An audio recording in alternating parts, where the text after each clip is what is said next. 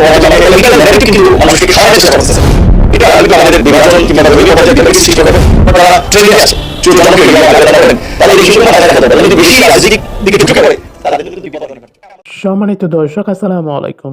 নাইম আলী ভাইয়ের আরেকটি গুরুত্বপূর্ণ ভিডিওতে আপনাদের স্বাগতম।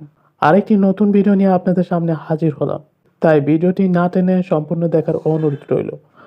হোয়াট? ভিপি নূর আপনিও?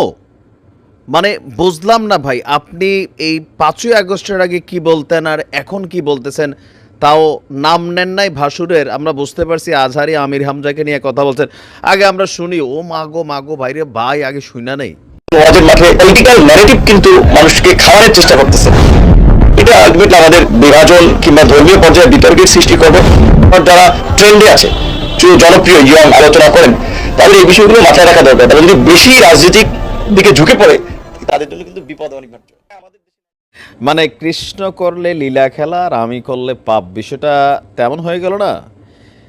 এই আলেমদেরকে নিয়ে, মানে বিশেষ করে মিজানুর রহমান আল আজহারি হুজুর লাস্ট 2টা ওয়াজে তিনি যে বক্তব্যগুলো দিয়েছেন, এগুলা কি ঘিরে বিএনপির তো মন্তব্য ছিলই।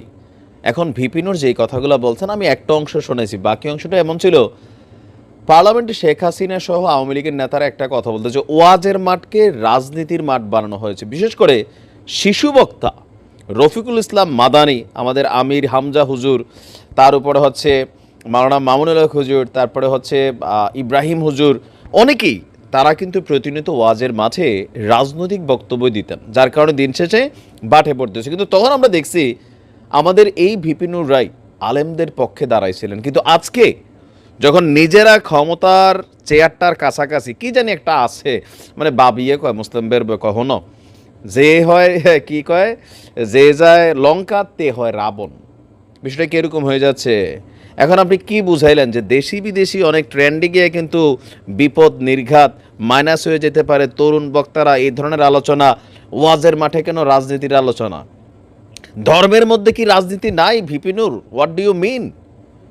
মানে 6 মাসই কি আপনার ব্রেন সফটওয়্যার সব আউলাই গেছে? নূর ভাই, আমরা এটা জানতে চাই। কারণ কি, আপনারা যারা কথা বলেন, এখন আপনাদের বক্তব্যগুলো যদি এক এক সময় এক এক রকম হয়, তাহলে তো মানুষের কাছে প্রশ্নবোধক হয়। আজহারি হুজুর যেই কথাটা বলছে, এখন আজহারি হুজুরে নিয়ে রাজনৈতিক অঙ্গনে কিন্তু তোলপাড় চলতেছে। আর এই ঠিক একই দৃশ্য একটা সময় বাংলাদেশে ছিল। আর তখন আওয়ামী লীগ সরকার কি করছে, যে তারা দেখছে যে ওয়াজের মাঠের মধ্যে তাদের বিরুদ্ধে একটা জনমত তৈরি করা হচ্ছে ইশারা ইঙ্গিতে, যার কারণে সরকার তখন বাধ্য হইয়া এই ওয়াজের মধ্যে অনেক হুজুরদেরকে কিন্তু জেলে নিয়ে গেছিলেন। তখন যদি তাদের বক্তব্যগুলা, তারা তো সঠিক বক্তব্য বলছেন, সঠিক হয়, তাহলে এখন কেন এগুলো বেঠিক আপনার কাছে মনে হচ্ছে? এখন কেন আলেমরা ওয়াজের মাঠে রাজনীতির বক্তব্য দিতে পারবে না?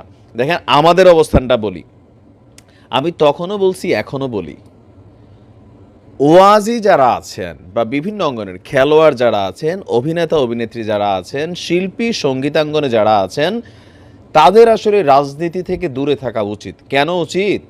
একজন মাশরাফিকে সবাই ভালোবাসত, বাট যখন আওয়ামী লীগের এমপি মাশরাফি হইল, তখন কিন্তু দেখেন মাশরাফিরে কি পরিমাণে গালাগালি হয়েছে, ইভেন নানান ঘটনা তার উপর গেছে। একজন সাকিব আল হাসানকে পুরো বাংলাদেশ ভালোবাসত, কিন্তু যখনই তিনি আওয়ামী লীগের নৌকা উঠলেন, তখনই তিনি বাটে বললেন। সঙ্গীত শিল্পী আসিফ আকবর আওয়ামী লীগের যোগ বাদ দেন, বিএনপির সময় ঢাকাতে কুমিল্লা থেকে লুকাই সোনার অফিস ভাঙচুর করে কুমিল্লা ঢুকা বন্ধ করে দিয়েছিল। কেন? আসিফ আকবর বলছিল যে আমি ইলেকশন করবো কুমিল্লাতে, খেয়াল থাকার কথা, তাই না? তো তার মানে কি, তারা যখন রাজনীতিতে আসে, তাদের যেই সার্বজনীন ভালোবাসা, যে অডিয়েন্স, তাদের মধ্যে একটা বিক্ষুব্ধ মনোভাব তৈরি হয়। কারণ এই দেশের মানুষের কাছে ধর্মের অনুভূতির তুলনায় রাজনীতির অনুভূতিটা বেশি। আমার সবসময় বক্তব্য ছিল, এখনও আছে, কিন্তু আপনারা বক্তব্য বদলাচ্ছেন। আমি তখনও বলছি, যারা জনপ্রিয় বক্তা আছেন, আপনারা নিজেদেরকে কোনো দলের কইরা ফেলেন না। তাহলে কি হয়, যে আপনারা যখন একটা ওয়াজের মাঠে যান, আওয়ামী লীগ, বিএনপি, জামাত, হিন্দু, মুসলিম, বৌদ্ধ, খ্রিস্টান অনেকেই থাকে বড় জনপ্রিয় বক্তাদের। তো সেইখানে আপনার বক্তব্যটা যখন একপাক্ষিক হয়ে যায়, একটা অংশকে টার্গেট করে, সে অংশের যারা অডিয়েন্স থাকে তারা কিন্তু আপনার উপর খেপে। আমরা দেখছি না, আওয়ামী লীগের সময় বিভিন্ন মাহফিলের মধ্যে এভাবে হুজুরের উপর তাইরা তুইরা যাইতো। ঘটনা কি, ওই যে একই দৃশ্যপট আমরা হয়তোবা আবারও দেখতে পাচ্ছি। কিন্তু দুর্ভাগ্যজনকভাবে আমাদের এই মানুষগুলা রাতারাতি তাদের বক্তব্য চেঞ্জ করে ফেলতেছেন। তো এখন বিপদে কেন পড়বে? এখন তো নতুন বৈষম্যহীন বাংলাদেশে, দেশে সবার অধিকার আছে দুর্নীতির বিরুদ্ধে কথা বলার, চাঁদাবাজি, সিন্ডিকেটের বিরুদ্ধে কথা বলার। রাজনীতি নিয়েও ধর্মের মধ্যে রাজনীতি আছে, আমরা তো এতদিন এগুলোই শুনছিলাম। এখন আবার কেন বক্তব্য চেঞ্জ করলেন নূর ভাই? আপনারা বলেন, নূর ভাইয়ের বক্তব্য নিয়ে আপনাদের মন্তব্য। ভালো থাকুন। সম্মানিত দর্শক, সম্পূর্ণ ভিডিওটি দেখার জন্য আপনাকে অসংখ্য ধন্যবাদ।